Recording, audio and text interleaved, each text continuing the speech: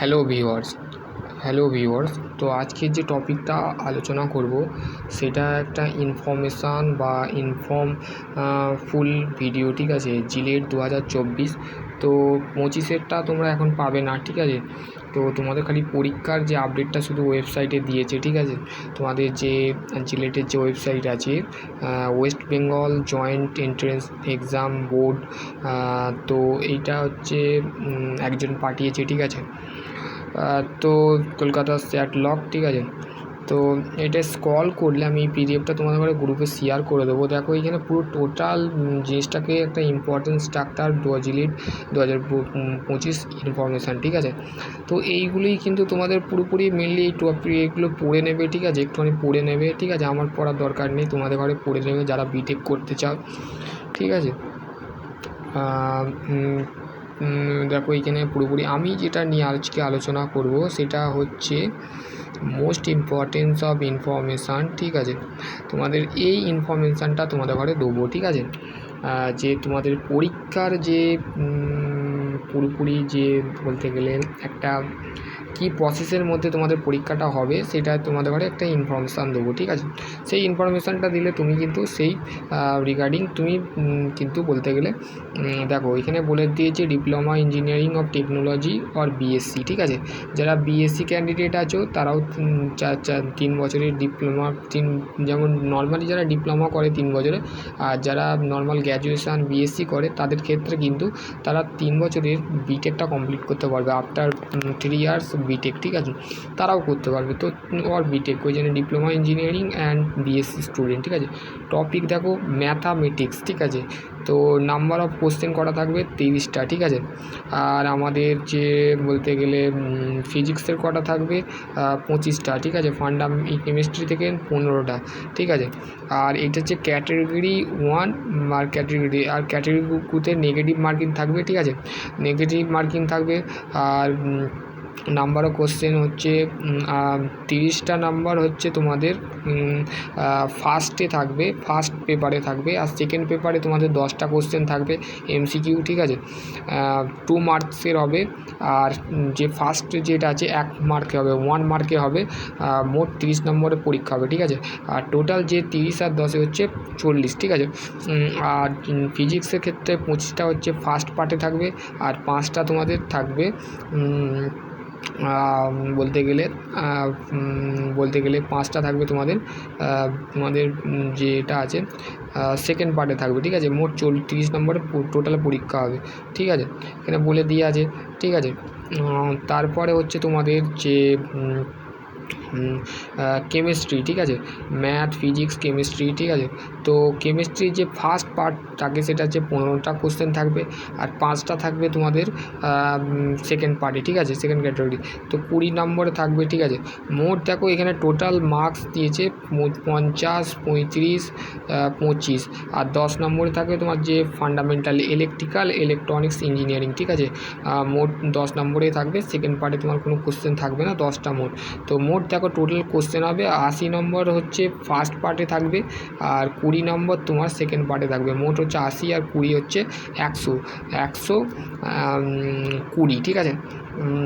এইদিকে মানে total question যেটা থাকবে 100, টোটাল মার্কস হচ্ছে 120। আর তোমার টোটাল নাম্বার হচ্ছে 100, ঠিক আছে। তো এখানে মেন যে আছে সেটা হচ্ছে paper of diploma pharmacy candidate of the 100 questions of the category. All question will be of multi choice question, MCQ type question থাকবে। অ্যান্সার অপশান পেপারে 2 ঘন্টা টাইম দেওয়া থাকবে, ঠিক আছে।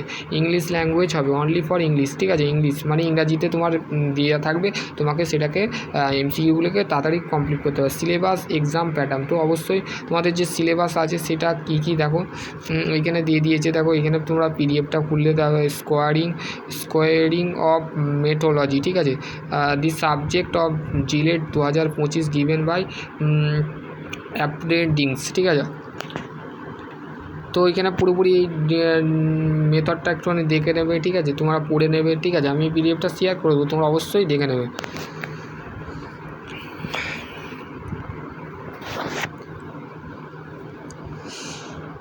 এবার হচ্ছে দেখো mode of answering of the examination question to answer the designate of the optical of the machine ready of the OMR sheet the evaluated the operating mark recognition of method. This is the importance thus of it is the very importance of correct method of the marking. ঠিক আছে, তোমাকে OMR sheet দেবে, মানে গোল গোল পিছনে তোমাকে সেই অ্যান্সারটা তোমাকে সেটা মার্ক করতে হবে। ঠিক আছে, চিহ্ন দিয়ে মার্ক করতে হবে। সেটা বলছে candidate will be response with the concerns darking the and circle bubbles of the completely of the blue and black point print. ঠিক আছে, তোমাদের যে পরীক্ষাটা হবে রেড কালি একদম নিয়ে যাবে না, তাহলে তোমাদের কিন্তু পরীক্ষা ক্যান্সেল হতে পারে। ঠিক আছে, ব্লু আর ব্ল্যাক দুটো কিন্তু তোমার চলবে। ঠিক আছে, ব্লু ব্ল্যাক তোমরা কিন্তু এখানে লিখে যাবে। ঠিক আছে, বাবেলস অফ কমপ্লিট মানে গোল গোল যেটা আছে সেটা তোমাকে, ধরো এটা গোল আছে,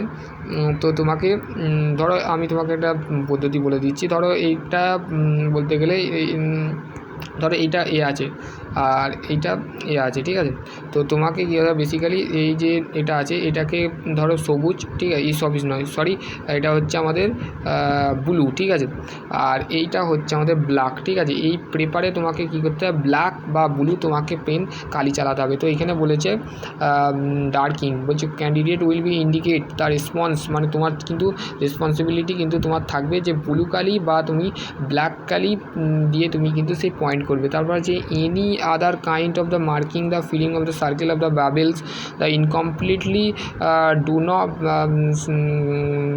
with of the pencils cross mark of the tree do not mark dot mark of the circle mark over writing sketching the outside of the bubble. বলছে WBJE the no away of responsibility of the of the late of the OMR sheet। ঠিক আছে, OMR sheet-এর মধ্যে কিন্তু তোমাকে এইটা তোমার কিন্তু responsibility থাকবে বা তোমার কিন্তু এফেক্ট থাকবে। কিন্তু এর মধ্যে কোনো যদি তুমি গণ্ডগোল করো, তোমার যদি খুবই যদি খারাপ যদি পেপারটাকে যদি গোলমাল করো, এই সার্কেল মার্ক বাবেলস ইনকমপ্লিটলি রাখো, তো তার ক্ষেত্রে তোমার কিন্তু নাম্বার কাটা যেতে পারে। ঠিক আছে, এখানে বলে দিয়েছে। তারপরে বলছে দেখো ranking and publication of merit list. ঠিক আছে, তারপর বলছে ফার্স্ট অফ অল দেখো কী বলেছে, WBJE paper of the merit list rank of the score in the common the entrance test of the candidate of the download is rank. প্রথমে তোমার rank যে কার্ডটা সেটা content of the not publishes of the any rank of the score the list of the for public the confidence of the individually candidate. ঠিক আছে, তো সেটাই বলেছে তোমার। তারপরে the rank of the name of style of general merit list rank GMR বলে, আর একটা হচ্ছে PMR pharmacy merit list rank. ঠিক আছে, যারা ডিপ্লোমা বা BSc করছো তাদের এই র্যাঙ্কটা বেরোবে। ঠিক আছে, জেনারেল মেরিট লিস্ট র্যাঙ্ক, আর যারা ফার্মাসি করবে তারা ফার্মাসি মেরিট লিস্ট র্যাঙ্ক তোমাদের বেরোবে। ঠিক আছে, দুটোই বলে দিয়েছে। দেখো GMR দেখো আমি বললাম ডিপ্লোমার ক্ষেত্রে আর BScর ক্ষেত্রে এখানে বলে দিয়েছে। ঠিক আছে, তো তারপর হচ্ছে separately of the rank list of the will be of the best two candidate qualify of the exam. তোমাদের কিন্তু যে সেপারেটেড র্যাঙ্ক যেটা থাকবে, টু সেপারেটেড র্যাঙ্ক, মানে ডিপ্লোমার রেখে যে র্যাঙ্কটা বেরোয় সেটা হচ্ছে জেনারেল মেরিট লিস্ট র্যাঙ্ক, আর যারা ফার্মাসি করো তারা হচ্ছে ফার্মাসি মানে B ফার্মাসি করবে, D ফার্মাসি করার পর তো B ফার্মাসি করে, তারপর M ফার্মাসি। যারা নর্মালি যারা B ফার্মাসি করে B ফার্মাসি, ঠিক আছে, সরি, তো যারা ডিপ্লোমা করে তারা মেনলি কী করে, BSc বিটেক বা বলতে গেলে BE করে। ঠিক আছে, আর যারা D ফার্মাসি করে, D ফার্মাসি, ঠিক আছে, D ফার্মাসি করে তারা তো B ফার্মাসি করবে। ঠিক আছে, তারপর বিটেকের কমপ্লিট করার পর তারা কী করে, ME করে। যারা BE করে তারা ME করে, আর যারা MTech করে তারা কী করে, এই যারা বিটেক করে তারা MTech করে। ঠিক আছে, সেই প্রসেসটা কিন্তু এখানে বলেছে PMR। ঠিক আছে, ডিপ্লোমা ফার্মাসি। ঠিক আছে, তারপর হচ্ছে নেক্সট হচ্ছে এটা দেখো দি GMR and PMR of the PPR of the best of the mark of the score, তোমার সেই মার্কটা স্কোর করা হবে। ঠিক আছে, তারপরে হচ্ছে দেখো তারপর হচ্ছে ranking the cell do not of the descending of the mark of the score the causes the tie and breaking rule of the 2.7 of the applicable. তো তোমাকে অ্যাপ্লিকেবল থাকবে র্যাঙ্কটা, ঠিক আছে। তার separate of the reverse category of must be position of the indicate of the respect of the SC rank, ST rank, OBC rank, OBC B rank, OBC A rank, তারপর হচ্ছে PW rank applicable, ঠিক আছে। তা applicable থাকবে প্রত্যেকটা merit list position কিন্তু তোমাদের indicate করা হবে, সেটা তোমাদের সম্পূর্ণ বলে দিয়েছে, ঠিক আছে। তো এখানে বলেছে scoring of counselling of the allotted of the set of the admission be base on the GMA আর অনলি, ঠিক আছে। তো জিএমএ মানে general of merit list rank, মানে যারা ডিপ্লোমা বা বিএসসি যারা করেছো তাদের ক্ষেত্রে কিন্তু admission will be base on. তো তোমরা সেই অ্যালোটমেন্ট সিট তোমরা বুক করতে পারো, আর not the category of rank, মানে এর মধ্যে সেই র্যাঙ্কটা পড়ে না, আর candidate of the respective category of rank. তো এখানে বলেছে are you generate of the informations of the application of document verify allotted of the institute of the counselling of the admission, ঠিক আছে। তোমার যে র্যাঙ্ক কার্ডটা বেরোবে, র্যাঙ্ক কার্ড করার পর তোমার যে নেক্সট যে প্রসেসটা আছে সেটা হচ্ছে অনলাইনে অ্যাপ্লিকেশান করার পর তোমার যে ডকুমেন্ট ভেরিফাই হওয়ার পর ইনস্টিটিউট থেকে যে ইনস্টিটিউট তোমরা যে চয়েস ফিলিং করবে, সেই চয়েস ফিলিংয়ের পর কাউন্সেলিং হবে, তোমার অ্যাডমিশান হবে, তারপর অ্যাডমিশান হওয়ার পর তোমার ক্লাস স্টার্ট হবে, ঠিক আছে। এইটা এখানে বলে দেওয়া আছে, ঠিক আছে। তো তারপরে দেখো rule of examination eligibility and academy qualification বলছে citizens and applicant must be of citizens, মানে তোমাকে ভারতের নাগরিক হতে হবে। তো there are no upper limit of the diploma holder engineering and pharmacy, ঠিক আছে। তো তোমাদের কোনো আপার এজ লাগছে না, ঠিক আছে। এজ রেজিস্ট্রেশন রিএক্সটেন্স মানে এজ যে মানে বয়স সীমা যেটাকে বলে, সেই সীমাটা ডিপ্লোমা ইঞ্জিনিয়ারিং হোল্ডারের ক্ষেত্রে যারা আছে তাদের ক্ষেত্রে আপার এজ যেটা আছে সেটা লাগছে না, ঠিক আছে। ফার্মাসি বিএসসি যে আপার এজ লিমিট সেটা হচ্ছে 27 ইয়ার্স অন দ্য 31/12/2024। তো যারা বিএসসি করে যারা বলতে গেলে বিএসসি ক্যান্ডিডেট যারা আছো তাদের কিন্তু বয়স সীমাটা লাগছে, মানে কেমন 12/12/2024, সেটা আগের বছরের পিডিএফ, তো তাও দেখে রাখতে পারো। তো তোমাদের এখন আমাদের মার্কআউট বলো বা আমাদের যে পাবলিশ করবে, তো কি প্রসেসের মধ্যে করবে, তো তোমাদের সেটা যখনই বেরোবে তখন আপডেট আমি অবশ্যই দিয়ে দেবো, ঠিক আছে। এইটা তোমরা পড়ে নিতে পারো, তোমাদের কোয়ালিফিকেশানের বিষয় বলে দিয়ে আছে, ঠিক আছে। সম্পূর্ণ তোমাদের কত পার্সেন্ট পেতে হবে, ঠিক আছে। BSc candidate of the 12 standard of mathematics and subject, এই টোটালি ক্যান্ডিডেট এখানে প্রথম থেকে পুরো শেষ পর্যন্ত তোমরা পড়ে দেবে। এবার হচ্ছে ডকুমেন্ট ভেরিফিকেশান, কী বা বলছি দেখো, document verification admit card, rank card, admit card লাগবে, ঠিক আছে। তারপর হচ্ছে rank card of the issue base to information the provide by the candidate all the verification of done by the after of counselling by the allotted of the institute of the candidate of the personal information shown of the admit card rank card approved the board, ঠিক আছে। Approve board, ঠিক আছে। বলে দিচ্ছে যে প্রথমেই যে point document ভেরিফিকেশানের ক্ষেত্রে তোমাদের র্যাঙ্ক কার্ড লাগবে, তারপরে যে অ্যাডমিট কার্ড লাগবে সেটা তোমাদের প্রোভাইড করা হবে, ইনফরমেশান অফ ইস্যু মানে সেই সমস্ত তথ্যগুলো তোমাকে দিতে হবে। অল ভেরিফিকেশান সব ভেরিফিকেশান করার পর তারপরে কী হবে, by the allotted of the institute, তোমার যে ইনস্টিটিউট থেকে তুমি ভর্তি হবে, পার্সোনাল ইনফরমেশান তোমাকে ইনফরমেশান দেওয়া হবে। পার্সোনাল ইনফরমেশান বলছে hence candidate can not be personal information দেওয়া হবে না। Zone of the admit card and rank card of the approved board, ঠিক আছে। বোর্ডের মধ্যে কিন্তু অ্যাপ্রুভেড থাকতে হবে অ্যাডমিট কার্ড অ্যান্ড র্যাঙ্ক কার্ডটা। তারপরে কি নেক্সট হচ্ছে similarly any the stage the found of the information and document of the false and incorrect his here of the candidate of the be stated of the him in the merit list of the seat and been allotted candidate, ঠিক আছে। তোমাদের কমপ্লিটলিভাবে তোমাদের পরীক্ষার পর তোমাদের seat বুকিংটা তোমরা করতে পারবে, ঠিক আছে।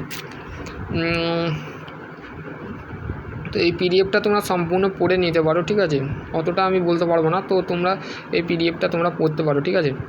আর ফি যেটা লাগবে সেটা হচ্ছে আমাদের জিলেটের যেটা পেমেন্ট যে অ্যাপ্লিকেশান, ঠিক আছে। আপলোডিং ইমেজ, ঠিক আছে, কীভাবে ইমেজটা কীভাবে আপডেট করবে, এই সমস্ত কিন্তু এই পিডিএফের মধ্যে বলা আছে, তো তোমরা দেখতে পারো, ঠিক আছে। ফিমেলের ক্ষেত্রে জেনারেল যে ক্যান্ডিডেট থাকে তাদের 400 টাকা লাগবে, আর EWS মানে এক্স ওয়ার্ক সার্ভিসম্যানের ক্ষেত্রে 300 টাকা, ST OBCর ক্ষেত্রে 300 টাকা ফিমেলের, আর PW ক্যান্ডিডেটের ক্ষেত্রে 400 টাকা, আর মেল ক্যান্ডিডেটের ক্ষেত্রে 500 টাকা, জেনারেল EX সার্ভিসম্যান ওয়ার্ক সার্ভিসম্যানের ক্ষেত্রে 400 টাকা, SCSTর ক্ষেত্রে 400 টাকা, 500 টাকা, ঠিক আছে। থার্ড জেনারেশন থাকে যদি তাহলে তাদের 300 টাকা লাগবে, ঠিক আছে, এটা বলেই দিয়ে আছে, ঠিক আছে। তো এই পিডিএফটাই মানে ঘুরে আসবে, ঠিক আছে, তো তোমাদের কিছু বলার নেই, তো যখন আসবে তো আমি অবশ্যই তোমাদের বলে দেবো, ঠিক আছে। আর দেখো এইখানে তোমাদের কীভাবে ফর্ম ফিল আপ করতে হবে, এই যে ফর্মটা দিয়েছে এর আমি তোমাদের ফর্ম পারফরমেন্স করে পাঠাতে হবে, ঠিক আছে। সিলেবাস দেখো, জিলেট সিলেবাস তোমাকে সম্পূর্ণ এই তোমাদের যে তোমরা পুরোপুরি তোমাদের ম্যাথ, ঠিক আছে, ম্যাথ, তারপরে হচ্ছে determinant half, complex number, coordinate, geometric, vector algebra, differential classes and application, ঠিক আছে, ফিজিক্স রিলেটেড দেখো, kinematic, law motion, work power, energy, gravitation, elasticity, তারপরে হচ্ছে থার্মোডাইনামিক, ট্রান্সমিশন। তোমরা যারা বলতে গেলে ফার্স্ট ইয়ারে বলতে ভর্তি হয়েছিলে, মানে ফার্স্ট ইয়ার অনলি, ঠিক আছে, ডিপ্লোমায় যারা ফার্স্ট ইয়ার ভর্তি হয়েছিল তাদেরই কিন্তু এখানে সম্পূর্ণ সিলেবাসটা কিন্তু এখানে ঢুকিয়েছে, ঠিক আছে। তো সেই বিশেষ যদি যারা রিলেটেড নাও, প্রস্তুতি যদি নাও তো তার ক্ষেত্রে কিন্তু আমি বলবো তোমরা বলতে গেলে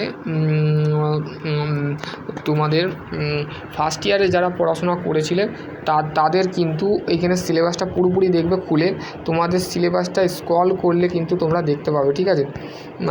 তো আশা করছি তোমাদের আর জিলেট সম্পর্কে যদি তোমাদের আরও কিছু মন্তব্য থাকে তো ডেফিনেটলি কমেন্ট সেকশানে কমেন্ট করবে। তোমাদের পরীক্ষা কিন্তু তোমাদের ডিপ্লোমা ফাইনাল ইয়ারে কমপ্লিট করার সাথে, তাও আমি বলবো এখন থেকে তুমি প্রস্তুতি নিয়ে শুরু করে দাও। যে কোনো কোচিং সংস্থা থেকে তুমি জিলেটের যে কোচিং আছে সেই কোচিংয়ে তুমি ভর্তি হয়ে তোমাদের যে সম্পূর্ণ যে জিনিসটা আছে সেটা করার চেষ্টা করো। তো আশা করছি তোমরা বুঝতে পারবে।